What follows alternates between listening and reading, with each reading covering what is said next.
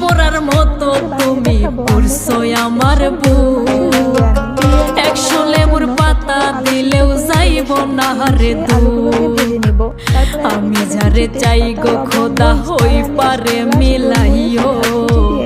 এ জীবন ঝরে গেলেও শান্তিতে ঘুমাইও। এ জীবন ঝরে গেলেও শান্তিতে ঘুমাইও।